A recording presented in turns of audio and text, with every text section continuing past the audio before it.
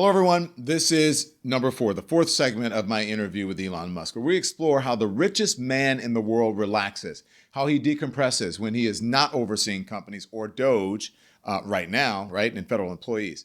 We talk about Musk's famous fondness for video games, but we also dig into his more controversial means of relaxation, namely ketamine.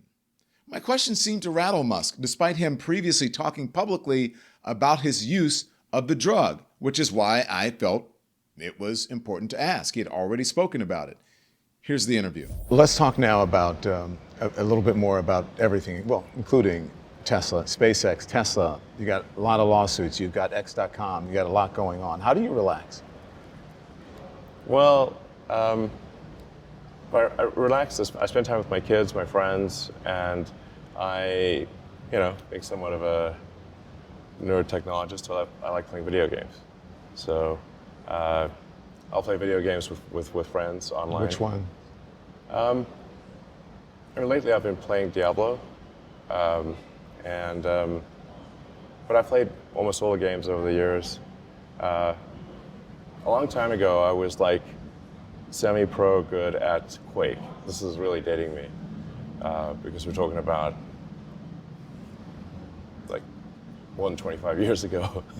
I don't know video games. I just know that my great nephew loves Fortnite and some other stuff. He's always with the headphones and doing the thing. So that helps you relax, right? So And the nice thing is if you've got friends in different cities and they're playing the same game, you can both go online at the same time and play the game together, even though you're in different cities. Listen, I'm not asking you anything that anyone else hasn't asked you about your controversial stuff that you tweet. You post a lot of controversial stuff. Is that considered blowing off steam? Well, I guess I do enjoy using the platform. I mean, I do call the X platform the PvP, or player versus player platform. So in video games, there's player versus like environment, where you're not playing against other people, and then there's PvP, which is like hardcore. You're actually playing against other people, and but that's blowing off steam for you. Yeah. Yes. It is to some degree, not always. I mean, obviously, I use it for to post jokes, to post, sometimes trivia, sometimes things that are of great importance. So you do a lot of it at night, like late at night. So when you're doing this, are you sober when you do it? Almost Are always. you Yes. under the influence of anything? No, I don't drink. I don't really. No. So no drink, no smoke, no nothing. I mean, you smoke pot with Rogan. I had one puff. Yeah. I think anyone who smokes pot can tell I don't know how to smoke pot. But you've admitted that you have a ketamine subscription, prescription. Excuse me. Yeah. You do. Yes. What's that for? Well, I mean, it's pretty private to ask somebody about a medical prescription, Yeah. But I think it's something I'd say, like, there are times when I have sort of, I don't know, like a negative chemical state in my brain, like depression, I guess, or like depression that's not linked to any negative news. And then ketamine is helpful for getting one out of a negative frame of mind. Yeah. Well, listen. So in fact, I generally, obviously I'm not a doctor, but I would say if someone has depression issues, they should consider talking to their doctor about ketamine instead of SSRIs. Listen, I think that ketamine and drug therapy is increasingly becoming more in the mainstream. Yeah. So, but you have admitted you have a ketamine prescription. That's why I asked you about it. I don't want to get into something personally or whatever. Yeah. So, do you think you're doing it under a doctor's care, right? Yeah. Literally a prescription from a real doctor, not like, Yeah, but do you feel like you ever abuse it? I don't think so. You don't think so? No, I mean, I'm not. No, I don't think so. Do you think that that is somehow? I mean, if you use too much ketamine, you can't really get work done. So I have a lot of work. So I'm typically putting in 16-hour days. That's normal for me, and it's rare for me to even take off a weekend day. So I don't really have a situation where I can be not mentally acute for an extended period of time. Like I can't really get wasted because I can't get my work done. So you said you can't get your work done with you said with what? No, I mean if you're inebriated, it's hard to get work done. So you think you're inebriated when you do ketamine? No, if you do a lot of ketamine, then you're inebriated. Yeah. If you do a small amount, you're not. Thus my question about do you ever abuse it? That's why I don't think so. Yeah. So how often do you take it? Well, it'd be like a small amount once every other week or something like that. Yeah. But there's not on the bottle where it says take this dose this many times a week or whatever if it's under a doctor's the dose. care. And there are several weeks will go by where I don't use it. You don't use it? Yeah, I think like I said, I think what I find ketamine is if you got like literally like a chemical state in your brain that you can't just think yourself out of, then ketamine is helpful for getting you out of a depressive mind state. Yeah. So you suffer from depression, or are you in a depressive mind state? And I asked you as someone who has suffered from depression. I wouldn't say that I wouldn't say that I have like a case of like extended depression.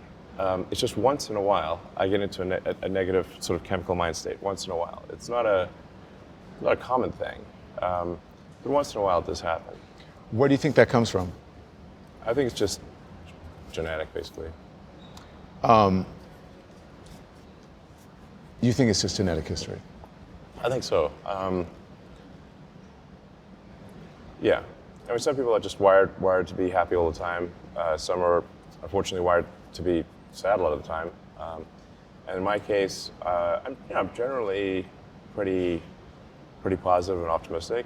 But once in a while, I don't know what happens. There's some, like I said, I think it's just chemical tides in your brain once in a while. It's like a brain storm.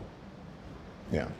Do you, I ask you because, do you ever worry that this may get in the way of your government contracts and clearances? And also, No. and Wall Street as well?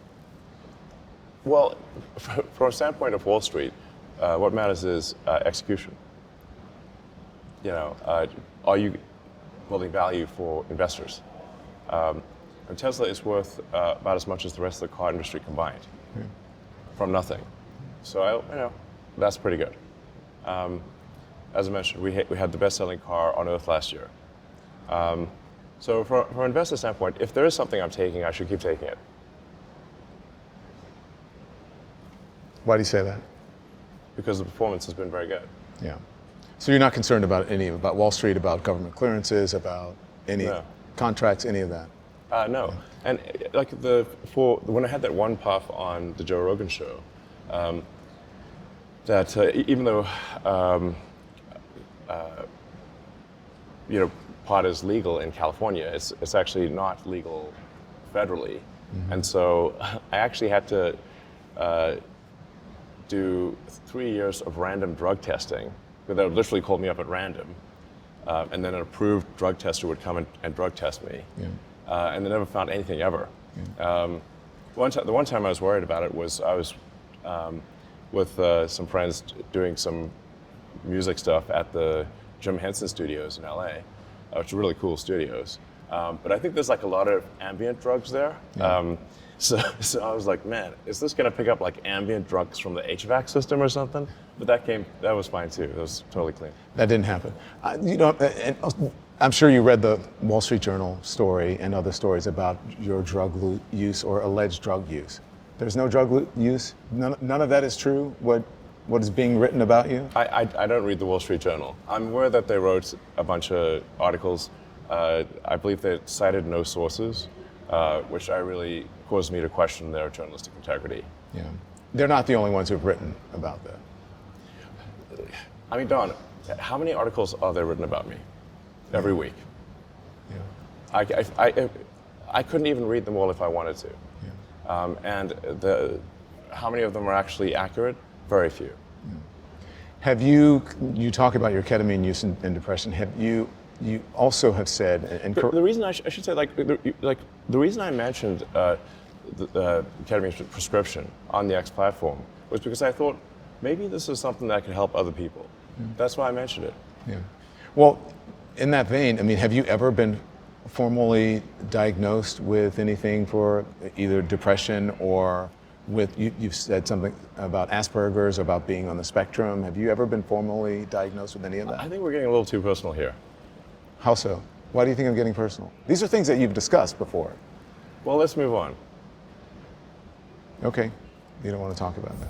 In part 5 of our conversation, I challenge Musk on one of the, what many people call conspiracy theories that he has spread over the years. The Great Replacement Theory. Does he really believe Democrats are purposely shipping migrants into the country?